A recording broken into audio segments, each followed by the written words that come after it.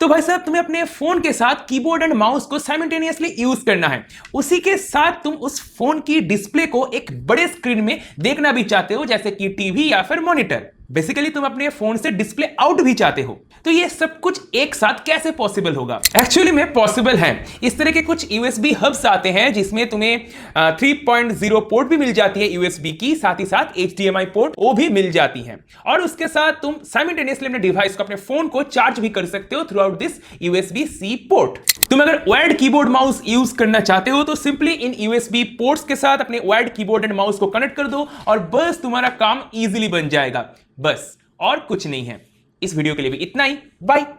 Just kidding, इतने आसानी से बात बनेगी नहीं। बहुत सारी चीजें तुम्हें समझना है, उसके बाद ये चीजें करनी है, अदरवाइज तुम प्रॉब्लम में ही फंसोगे। देखो, तुम्हारे पास टेक्निकली 3 तरह के कीबोर्ड एंड माउस की ऑप्शन है, 2.4 गीगाहर्ट्ज वाले, वायर्ड एंड ब्लूटूथ वाले। ब्लूटूथ कीबोर्ड एंड माउस अगर यूज करते हो तो इस तरह के हब्स वगैरह की कोई जरूरत नहीं है, ना ही तुम्हें कोई अडेप्टर लगाने या फोन के साथ कुछ भी करने की जरूरत नहीं है। सिंपली तुम अपने फोन की ब्लूटूथ सेटिंग से ही उन कीबोर्ड एंड माउस को कनेक्ट कर लोगे। अगर 2.4 गीगाहर्ट्ज वाले कीबोर्ड एंड माउस यूज करनी है तब तुम्हें इस तरह के अडेप्टर की जरूरत पड़ भी सकती है, अडेप्टर नहीं हब की जरूरत पड़ भी सकती है और ना भी पड़ सकती है।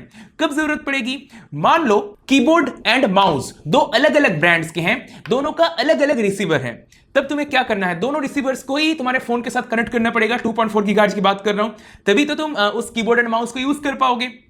अब अगर एक ही कंपनी का एक ही मॉडल के अंदर कीबोर्ड एंड माउस एक साथ आता हो, बहुत सारे ऐसे कीबोर्ड एंड माउस के कॉम्बोज आते हैं जहां पर एक ही रिसीवर होता है और एक ही रिसीवर कीबोर्ड एंड माउस को ऑपरेट करवाता है। तो इस तरह के अगर कीबोर्ड एंड माउस तुम परचेस करते हो तो उसके साथ तुम्हें simply USB-C to type A, USB type A की एडेप्टर चाहिए, कुछ ऐसा। इसका लिंक मैं तुम्हें वीडियो के डिस्क्रिप्शन में दे दूंगा। हाउएवर, जब तक तुम्हें डिस्प्ले आउट की जरूरत नहीं है तब तक ठीक है।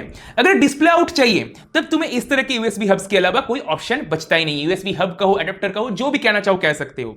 अब देखो, वायर्ड कीबोर्ड एंड माउस अगर यूज करते हो तो उसमें भी एक दिक्कत है। वायर्ड कीबोर्ड एंड माउस को चलने के लिए पावर चाहिए और वो पावर देगा कौन? तुम्हारा फोन। अब अगर इस तरह के USB हब्स तुम यूज कर रहे हो, साथ ही साथ एक्सटर्नल डिवाइसेस को भी यूज कर रहे हो, एक्सटर्नल क्या कहते हैं उसको, हार्ड ड्राइव, एक्सटर्नल SSDs या फिर कोई पेन ड्राइव, मेमोरी कार्ड जैसे डिवाइसेस यूज कर रहे हो, तो फोन की बैटरी और तेजी से ड्रेन होगी। और अगर तुम हार्ड ड्राइव यूज कर रहे हो, स्पेशली 2.5 इंच फॉर्म फैक्टर वाले जो हार्ड ड्राइव्स होती हैं, अगर वो तुम इसके साथ यूज करने जाओगे तो हार्ड ड्राइव चलेगा ही नहीं। क्यों नहीं चलेगा? क्योंकि इस हार्ड ड्राइव को चलने के लिए जो पावर चाहिए, मे भी तुम्हारा फोन उतना पावर उस हार्ड ड्राइव तक पहुंचा ही ना पाए, क्योंकि तुम यूज कर रहे हो एक कीबोर्ड, एक माउस। तो समझ सकते हो, ऐसे सिचुएशन में तुम्हें इस एडेप्टर को अलग से पावर अप करना पड़ेगा। जो USB-C पोर्ट है, इसके जरिए तुम्हें इस एडेप्टर को पावर अप करना पड़ेगा, साथ ही फोन भी चार्ज हो जाएगा। और जैसे तुम इस एडेप्टर के साथ एक्सटर्नल पावर सोर्स कनेक्ट करोगे, चाहे चार्जर से हो, चाहे पावर बैंक यूज कर रहे हो, इमीडिएटली तुम्हारे सारे के सारे डिवाइसेस काम करने लग जाएगा, कोई दिक्कत नहीं होगी। अगर तुम्हारा फोन डिस्प्ले आउट देता है तो तुम अपने फोन को यूज करके ही अपने टीवी को एक स्मार्ट टीवी में भी कन्वर्ट कर सकते हो। बेसिकली अपने टीवी में मूवीज वगैरह सब कुछ इजीली एंजॉय कर सकते हो। अपने फोन के अंदर जो नेटफ्लिक्स इंस्टॉल्ड है, जो प्राइम वीडियो इंस्टॉल्ड है, ऐसे एप्लीकेशंस के डिस्प्ले को तुम डायरेक्टली अपने टीवी में देख सकते हो। अगर ऐसा करोगे तो फोन की बैटरी तो और तेजी से ड्रेन होगी, तो एक पावर बैंक या फिर एक चार्जर की जरूरत पड़ेगी। अब मैं प्रेफर करूंगा पावर बैंक यूज करना, क्योंकि पावर बैंक यूज करने से वो सिस्टम पोर्टेबल बन जाती है। बहुत जगह पर अडेप्टर ना भी हो सकता है, तो मैं प्रेफर करता हूं एक हाई कैपेसिटी की पावर बैंक। 20,000 mAh की पावर बैंक है ये, ड्यूरासेल का पावर बैंक है, काफी स्लिम है, इजी टू कैरी है, इजीली पॉकेट में चला जाता है। और 20,000 mAh होने के बावजूद भी इसका डिजाइन काफी पतला है। अगर मैं तुम्हें साइज कंपैरिजन दिखाऊं तो ये देखो, ये एक 10,000 mAh का पावर बैंक और ये है ड्यूरासेल का पावर बैंक 20,000 mAh वाला। अब देखो, दोनों का साइज ऑलमोस्ट सेम है। 20,000 mAh वाला थोड़ा सा बड़ा है, ये बहुत ही इंप्रेसिव डिजाइन है सच में। साथ ही साथ स्टाइलिस्ट भी है, 2 साल की वारंटी के साथ भी आता है और ड्यूरासेल का सेफ्टी है, और क्या चाहिए। बाकी सामने बैटरी लेवल इंडिकेटर भी मिल जाती है। इसमें तुम्हें 4 अलग अलग इंडिकेशन शो करती है। हर एक इंडिकेशन कुछ परसेंटेज को दर्शाता है। जैसे कि फॉर एग्जांपल अगर 3 इंडिकेटर लाइट शो कर रही है, जैसे कि अभी 4 है तो ये ऑलमोस्ट 100% चार्ज है। अगर 3 शो करता तो मैं मान सकता कि इस पावर बैंक में अभी 75% की चार्ज अवेलेबल है। इसमें पोर्ट्स की बात करें तो तुम देख ही सकते हो, काफी सारे पोर्ट्स हैं। USB टाइप ए पोर्ट्स 2 है, टाइप C है और माइक्रो USB भी है। माइक्रो USB के थ्रू सिर्फ ये पावर बैंक चार्ज हो सकती है, पर जो USB-C है उसके जरिए पावर बैंक चार्ज भी हो सकता है और आउटपुट भी दे सकता है। 18 वाट की चार्जिंग पावर बैंक खुद सपोर्ट करता है और 22.5 वाट की आउटपुट मैक्स टू मैक्स ये पावर बैंक दे सकता है। 3 अलग अलग डिवाइसेस इस पावर बैंक के साथ साइमल्टेनियसली चार्ज हो सकता है। और जैसे ये पावर बैंक ऑलमोस्ट सभी चार्जिंग प्रोटोकॉल्स को सपोर्ट करता है, तो तुम इससे आईफोन्स, सैमसंग के high end devices, earpods, earbuds, almost सभी चीजें चार्ज कर सकते हो। Over current protection, short circuit protection, over temperature protection and over voltage protection सब कुछ ऑलमोस्ट इसमें मिल ही जाता है। बॉक्स के अंदर साथ ही USB A to USB C braided cable भी मिल जाती है, जो कि बहुत बार बहुत जरूरी भी होती है, क्योंकि इतने छोटे से केबल के साथ हमें एडवांटेज ही मिलती है कि हम इजीली फोन को पावर बैंक के ऊपर रख के ऐसे यूज भी कर सकते हैं, कोई दिक्कत की बात नहीं है। बाकी पावर बैंक ऑटोमेटिकली डिटेक्ट कर लेता है कि डिवाइस जो इसके साथ कनेक्टेड है वो कितने वाटेज पे चार्ज होगा। जब चार्ज फुल हो जाएगा तब क्या करना है, ये सब ऑटोमेटिकली पावर बैंक डिटेक्ट कर लेता है। इस सब को लेके सोचने की जरूरत ही नहीं है। तो अगर तुम ऐसा सेटअप बना रहे हो जहां पर तुम अपने फोन को यूज करना चाहते हो टाइपिंग प्रैक्टिस के लिए, या फिर मूवीज वगैरह देखने के लिए, या फिर स्प्रेडशीट वगैरह सीखने के लिए, वर्ड एक्सेल वगैरह थोड़ा बहुत सीखने के लिए, तब तुम इस तरह के पावर बैंक को कंसीडर कर सकते हो। तुम्हारे काम में आसानी होगी, सिस्टम पोर्टेबल रहेगा। एडेप्टर से भी बात बन जाएगी, पर एडेप्टर लगाओगे तो तुम्हें एक वॉल आउटलेट भी ढूंढना पड़ेगा। इसका लिंक मैं तुम्हें वीडियो के डिस्क्रिप्शन में दे दूंगा।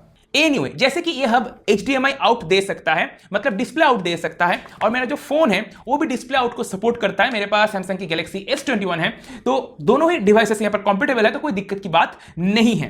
पर बहुत सारे ऐसे मोबाइल फोन्स हैं जो डिस्प्ले आउट को सपोर्ट नहीं करता, तो ये चीजें तुम्हें खुद से चेक करना है। उसके बाद ही इस तरह के जो USB हब्स है जहां पर HDMI की आउटपुट मिलती है, ये तुम्हें लेना चाहिए, अदरवाइज नहीं लेना चाहिए। सोच समझ के लेना।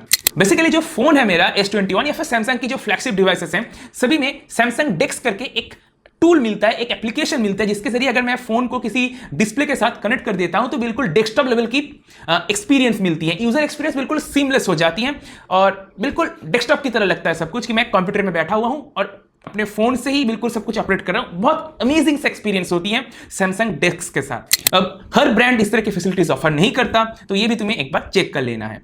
देखो, अब इस तरह की USB हब्स जिसमें इतने सारे फैसिलिटीज हैं, ये हब्स काफी एक्सपेंसिव होती हैं। ऑलमोस्ट 2500 का ये आता है, ऑलमोस्ट 2500 से 3000 का आता है। अब ऐसे हब्स तुम परचेस करना चाहो तो कर सकते हो, पर मैं सजेस्ट करूंगा अगर तुम्हें सिर्फ टाइपिंग प्रैक्टिस करनी है, एक स्टूडेंट हो, टाइपिंग प्रैक्टिस करनी है, तो बिल्कुल सस्ते में निपटाओ। एक सस्ता कीबोर्ड ले लो, एक सस्ते सा माउस ले लो, बिल्कुल सस्ता माउस ले लो, उसके साथ एक सस्ता USB 2.0 हब ले लो। 200-300 रुपए वाले जो हब्स आते हैं वो ले लो। उसमें लेटेंसी आएगा, क्या आएगा, वो उतना सोचने की जरूरत नहीं है, क्योंकि तुम्हें सिर्फ प्रैक्टिस करनी है। उसके साथ एक एडेप्टर भी ले लेना, USB-C to USB-A एक एडेप्टर ले लेना। तो सब कुछ मिला के अराउंड हार्डली 1000 रुपए का खर्चा आएगा और तुम्हारा काम निपट जाएगा, तुम सीख जाओगे। पर अगर कुछ एडवांस लेवल की बनानी है, जैसे कि पावर बैंक ऐड करना, इस तरह के हब्स को ऐड करना ताकि डिस्प्ले तुम ले सको अपने फोन से, तो बात अलग है, वो चीजें काफी खर्चे वाली होती हैं। जितने भी प्रोडक्ट्स मैंने इस वीडियो में यूज किया है, सभी का लिंक मैं तुम्हें वीडियो के डिस्क्रिप्शन में दे दूंगा, जाके चेकआउट कर सकते हो। इसके अलावा तुम कीबोर्ड माउस को अपने फोन के साथ कनेक्ट करके गेमिंग भी कर सकते हो। एक एप्लीकेशन आता है, बहुत ही प्यारा एप्लीकेशन है, वो प्ले स्टोर में नहीं मिलता, पर अलग से तुम्हें गूगल करके मिल जाएगा। क्रैक्ट वगैरह जो जुगाड़ होती है वो भी मिल जाएगा, सब कुछ मिल जाएगा बेसिकली। तो वो जो एप्लीकेशन है उसका नाम है ऑक्टोपस। इस एप्लीकेशन को तुम यूज कर सकते हो, इससे अपने गेमिंग एक्सपीरियंस को भी तुम एनहांस कर सकते हो, कीबोर्ड एंड माउस को अपने फोन के साथ कनेक्ट करके। वो सब कुछ मैं इस वीडियो में कवर नहीं करूंगा। अगर तुम्हें जानना है तो कमेंट करो, बाद में देखा जाएगा। तो बस अभी के लिए इतना ही। एक इंपॉर्टेंट बात अगर मैं तुम्हें बताऊं तो एनवीडिया ने एक ऐसा ग्राफिक्स कार्ड लॉन्च किया है जो 96 गीगाबाइट की VRAM ऑफर करता है। अब 96 गीगाबाइट की VRAM कहां पर काम आता है, वो तुम जिस स्क्रीन में वीडियो आ रही है इसको जाके देखो। इसी के साथ AMD के जो ग्राफिक्स कार्ड्स आजकल मार्केट में नए लॉन्च हो रहे हैं, ये कमाल का है। इन ग्राफिक्स कार्ड्स की फुल रिव्यू तुम स्क्रीन में जाके, एक वीडियो है, जाके देख लो, मजा आ जाएगा।